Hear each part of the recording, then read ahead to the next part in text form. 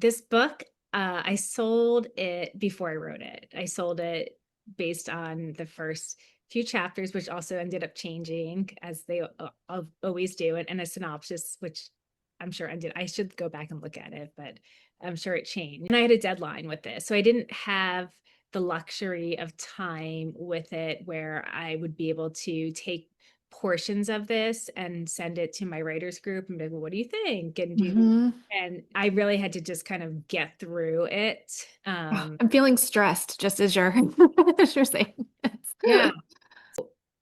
So there was a point though where I felt like I was going a little mad with all of these characters and story, and I actually just didn't even know if it made sense. I ordered this giant whiteboard that's on rollers, and I rolled it into my office. There was like barely any room for it, and I had two markers and for Vivian and Taylor and two different timelines and like trying to figure it out and it started off writing in Microsoft Word. At one point, I switched to Is it Scribner?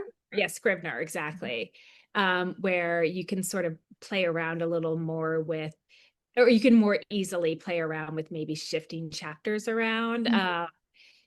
And I did that for a little bit, but then I needed to go back to Word just because I'm so used to writing in Word, and I really kind of needed to see it all flow together.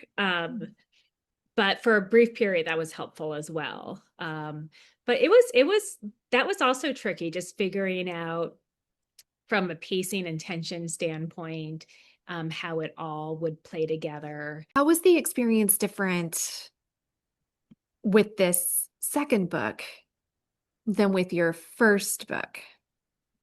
I think that just having that deadline, for better or Mhm. worse, I had to maybe be a little less precious. I had to kind of forge ahead. But I also had more confidence as a writer too. And I definitely felt that this time around.